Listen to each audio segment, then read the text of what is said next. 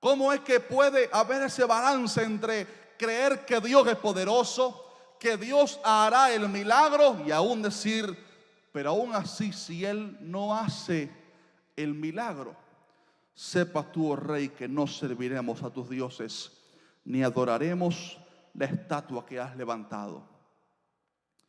Esto desafía las falsas doctrinas de la superfe, donde convertimos a Dios en un esclavo y el hombre se cree el superior, el gran ungido, que Dios tiene que obedecerme a todos mis caprichos, que Dios tiene que darme todo lo que yo le pido, que si yo lo creo, yo lo recibo, que si yo creo la sanidad, no moriré. Oye, hermano, en este tercer punto, en esta tercera palabra que los jóvenes dijeron, esto habla sobre sometimiento a la soberanía de Dios y sometimiento a la perfecta voluntad de Dios.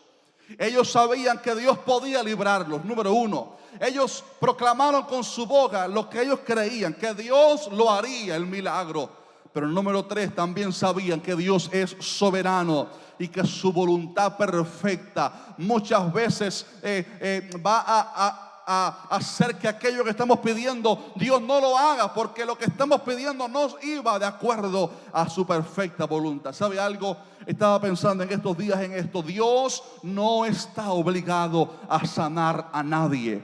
Muchas veces nos ponemos como niños malcriados con Dios. Señor, mira cuánto te he servido. Señor, mira cuánto he orado. Señor, mira cuánto he ayunado. Mira cuánto he trabajado por tu obra. Y nos ponemos malcriados con Dios, pero olvidamos que Dios no nos debe nada a nosotros. Ni siquiera la salvación la merecíamos. Ni siquiera la salvación es algo que nos ganamos, algo que le podemos reclamar a Dios. No, hermano. Toda la salvación de Dios fue un regalo gratuito de gracia y de misericordia, porque no merecíamos ser salvos, pero Dios envió a su Hijo único a morir por nosotros. La sanidad, el milagro, Dios no tiene que darlo a nadie. Él no es responsable de sanar a nadie. Si Él lo hace, simplemente es gracias a algo que se llama la misericordia de Dios. Esto desafía, insisto, a la superfe de que Dios tiene que hacerlo. Como una vez alguien que dijo, Dios tiene que sanarme porque yo creo que Él me va a sanar. Pero ese argumento desafía la soberanía de Dios. Y la soberanía de Dios se trata de que aunque yo tenga toda la fe del mundo, Dios tiene un propósito y un plan perfecto. Y si mi petición, aunque vaya con toda la fe, con la mejor intención, no va de acuerdo a la perfecta voluntad de Dios, Dios no está comprometido en hacer lo que le estoy pidiendo. Pablo preguntó en Romanos capítulo 11, versículo 35, ¿quién le dio a él, a Dios, primero, para que le fuese recompensado? O sea, ¿quién le ha dado a Dios primero para que pueda demandarle a Dios que le devuelva con algo? Simplemente nadie puede demandarle a Dios nada. Hace años atrás, mientras que estábamos pastoreando en un campo misionero, una joven estuvo durante años pidiendo a Dios por un milagro para su matrimonio. Y finalmente el matrimonio se rompió porque el hombre era un impío. Y me dijo, pastor, estoy desilusionada porque le pedí a Dios por el milagro y no sucedió. Y es normal que en los momentos así, que pedimos tanto por algo, Dios no haya obrado como nosotros pedimos. Tal vez pudiéramos desanimarnos, pero hay que recordar que sobre todas las cosas Dios es soberano. Él es soberano. Él hace como Él quiere. Él hace lo que Él quiere. Nadie tiene derecho de exigirle a Dios. Como Job, él se postró y adoró cuando estaba en el momento de la crisis.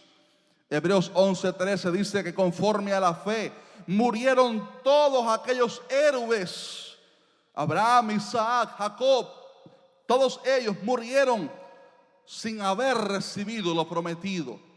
Hablando primero sobre cosas que Dios le había prometido, pero que en sus días no lo vieron, pero hablando también de el Redentor, de Cristo.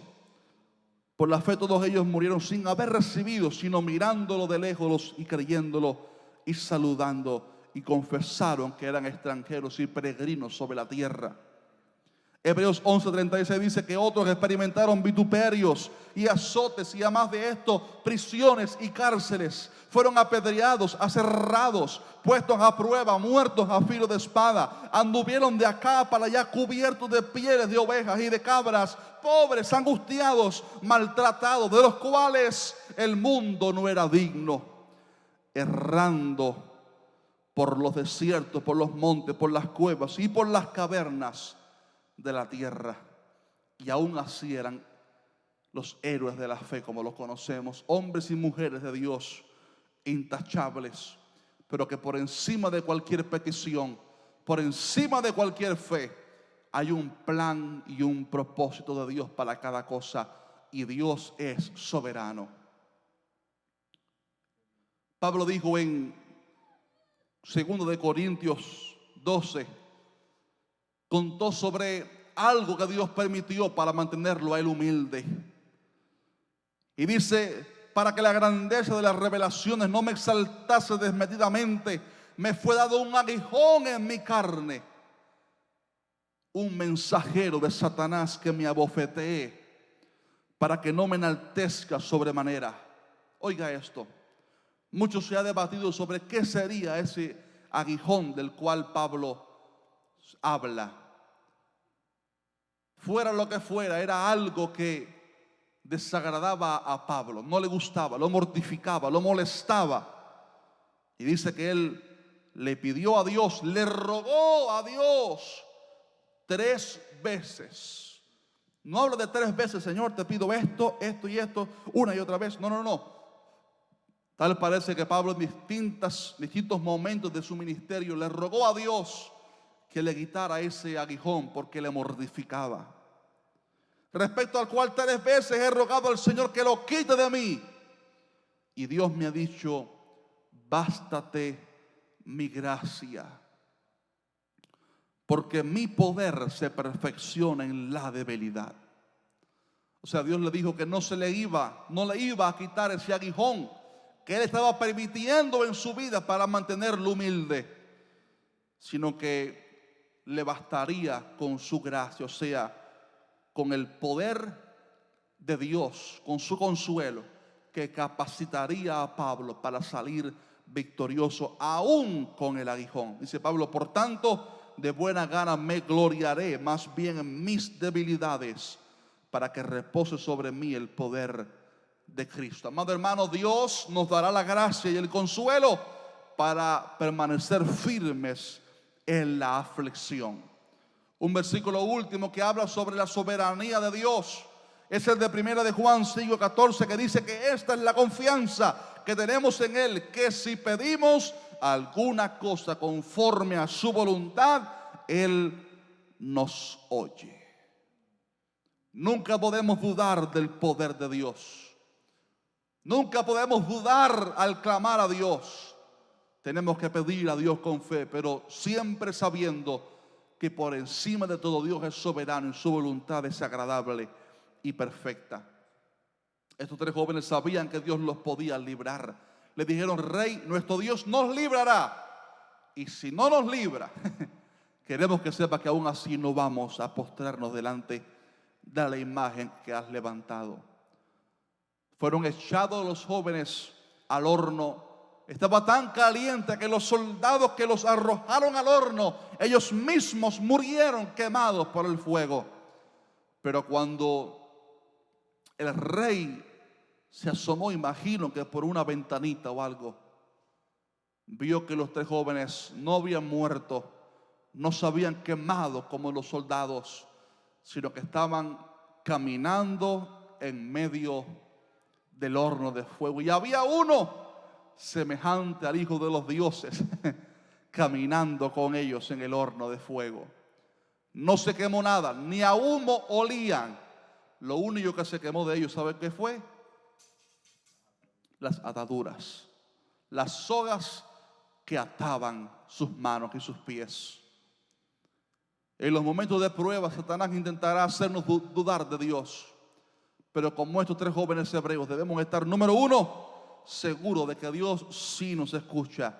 Él sí tiene el poder. Número dos, creer que Él lo hará. No orar dudando en el corazón, sino creyéndolo, que Dios hará el milagro. Pero número tres, siempre teniendo en cuenta de que Dios es soberano y que por encima de cualquier deseo humano tenemos que someternos a la voluntad de Dios. Y esto nos hace terminar con el ejemplo supremo, Jesús. Él siendo 100% Dios, pero a la vez 100% hombre, dice la Biblia que aprendió la obediencia. Él aprendió la obediencia en su humanidad, no en su deidad, sino en su humanidad. Y Él en su carne no quería morir por nosotros, no quería pasar por aquel dolor tan grande, no solamente físico, sino de tener que ser castigado, recibir sobre Él el castigo del pecado de toda la humanidad. Y en aquella noche cumbre en Getsemaní, dice la Biblia que oró las mismas palabras durante 3 ocasiones. Y le decía así: Padre, si quieres, pasa de mí esta copa. Esta copa habla sobre el sufrimiento de Cristo, sobre aquel sacrificio de llevar sobre Él todo aquel martirio por la humanidad. Él en su carne no quería tomar aquella copa de sufrimiento. Padre, si es posible, pase de mí esta copa. No me haga sufrir esto, Padre. Pero en las 3 ocasiones terminó la oración diciendo: pero no se haga mi voluntad, sino la tuya. Qué ejemplo tan perfecto. Dice la Biblia que por su reverencia Él fue oído.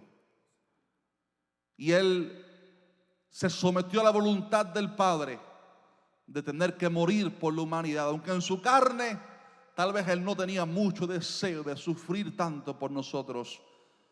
Y aunque pidió al Padre que no le hiciera pasar por aquello, siempre terminó diciendo: Padre, pero no se haga mi voluntad sino la tuya.